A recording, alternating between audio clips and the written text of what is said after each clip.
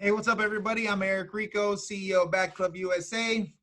So I'm excited to be with you all today. We had some technical difficulties there on the Facebook Live session. So I just wanted to be able to fix this for you all and make this a little bit clearer. So today I'm going to be talking about the composite bats versus the alloy. So what's the difference between the two and how can we help you find the right bat? So to start, going back all the way to 1860, bats back then were made of wood, many different kinds of wood. There were a lot of different things. The thing that I thought was very interesting, which I thought was really cool, is that you could actually get a bat for 30 cents way back in the day, and you get a dozen for $3. So way different back in 1860. But so it was predominantly wood for almost 100 years. And then there was the invention of the aluminum alloy bat.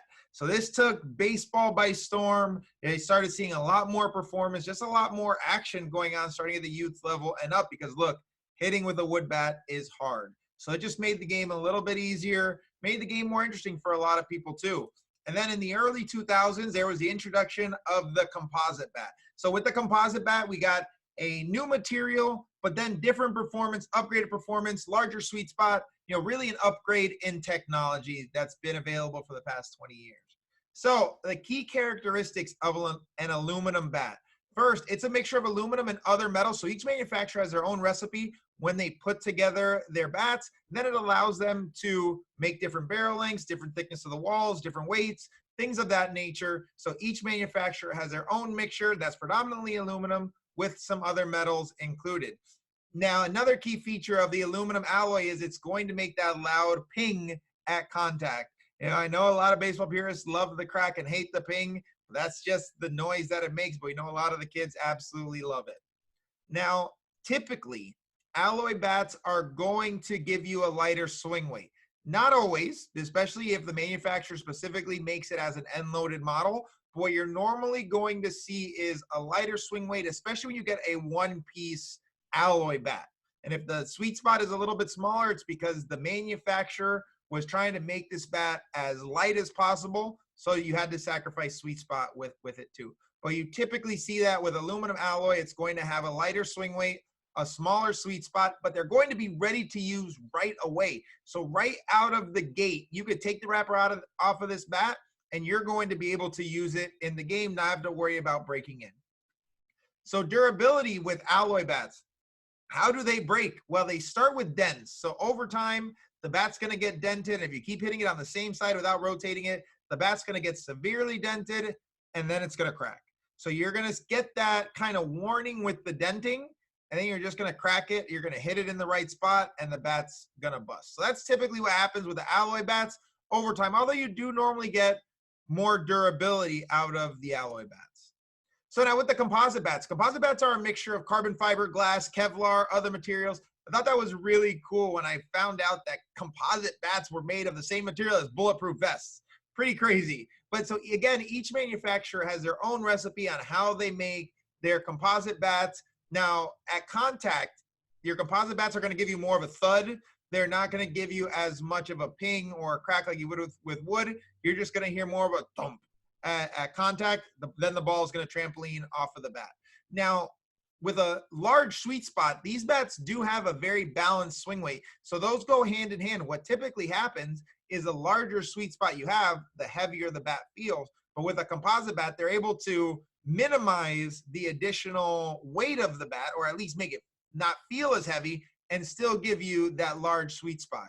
Now, your composite bats are going to need a break-in period. So with those composite bats, when they get broken in, you got to make sure that you do it the right way. I normally recommend starting off on the tee, progressing to soft toss, then front toss, then get someone throwing to you. And I like to use the composite bat for about a week or so before we use it in the game, just to make sure it's nice and broken in. Now, with composite bats, they normally break first if it's cold. So some manufacturers tell you anything below 60 degrees, don't use the bat. But I've seen people use it somewhere in the 40s, but always go by the manufacturer recommendations. But we know composite bats do not like the cold. Now, when the bat is breaking down, unlike an alloy bat where you're going to get denting and you have that visual and you could feel, oh man, this bat's beat up. Composite bats don't give you that. What composite bats are going to give you is they're going to give you an internal rattle, because what's happening to the barrel is the barrel is breaking down and the inside of the barrel is starting to chip and break down. So now that's telling you that the bat is going to give you a lot of really good performance, but the bat's on its last leg. So once you start hearing that rattle, you know that your bat is starting to break down. It's hot, but when it gets too hot, they are made to break. So then what's going to happen is you hear a little bit of a rattle, you hear a little bit of a rattle, and then you're going to hit a ball and you're going to crack it. It's just going to break. It's just what the composite bats do. They are made to break when they are too hot. If they don't break, and we've seen this with certain manufacturers, that their composite bats were just too durable, so it did not get certified by the governing body because the bat was not breaking when it was exceeding the standards. So for the composite bats, they have to break. So once they exceed the standards, they just crack, they fail, and we got to move on to the next one. So those are your differences and key characteristics of your alloy and your composite bats. Now, I would recommend an alloy bat for a player that likes the sound. If you really like the ping, the alloy bat is going to be a great bat for you. Now, if you need something lighter, an alloy bat is going to be the direction to go in most cases, but you have to pay attention to the balance. Not every alloy bat, especially one-piece alloy bat, is going to be the lightest swing weight bat out there. And if you're a player that needs bat speed, you need to make sure that you have a very balanced bat. So pay attention to the balance. The best way to do that is to try to balance the bat on your finger. If the balance point is closer to the handle, you know you've got a light swing weight bat. If it's closer to the end cap, now you've got a bat that's going to be more end loaded, so it's going to feel heavier to swing. Alloy bats are also going to be better for those people that are going to be more price conscious. You could save anywhere from $100 to $150 in some cases if you go with an alloy bat, but you typically do get less performance over time from an alloy bat. But it just depends on the player. If you need more bat speed, you could get the combination of additional bat speed, better performance, and save yourself some money if this is going to be the right bat for you. Now, with alloy bats, you're also going to get increased durability, and you're going to get the signs when the bat's getting beat up, unlike with the composite bat. So a lot of people really like that, and they like the ability to use the bat regardless of the weather. So they really like that increased durability. Now, if you're playing in a game today and you need a bat right now, an alloy bat is going to be the way to go, because you can rip that thing right out of the wrapper, take it into your first at bat, and you're going to be good to go, no break-in period.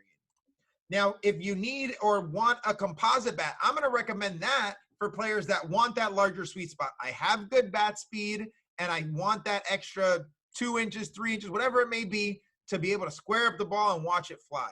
Now, it also is going to give you a little bit of a heavier feel. So if you don't mind it, you're able to get good bat speed with it, you know, composite bats are going to be a great bat for you because you're going to get that larger sweet spot. And I've seen it with my oldest son now.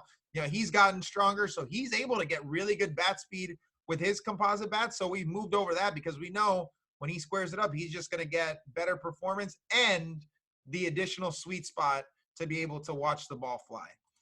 But make sure you pay attention to the balance, because even though they're not going to feel super balanced, but they're going to feel lighter. You don't want something end loaded if you need something that's going to be on the balance side.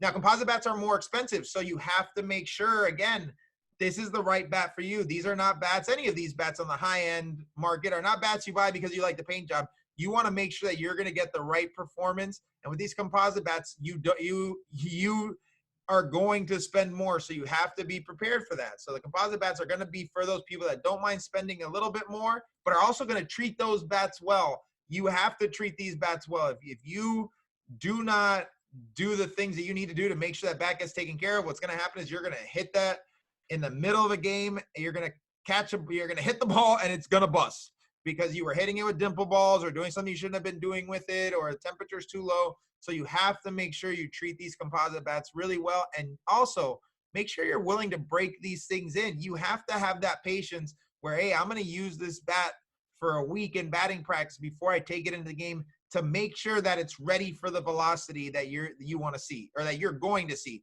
because you don't want to step into the box, hit something square, and lose a hit because your bat busted. So make sure you get the bat nice and broken in. So I hope you all found this useful, helping you decide the difference between an alloy and a composite and what's right for you. So if you haven't already, please make sure to subscribe to our YouTube channel. If you are a Bat Club USA member already, please make sure to subscribe to our Bat Club USA subscriber group on Facebook. We have member-specific content and deals on there, so please make sure to do that. Then lastly, follow us on Instagram if you haven't already. It's at Bat Club USA. Hope you all enjoyed this. Hope it helps you pick a bat, and have a great day.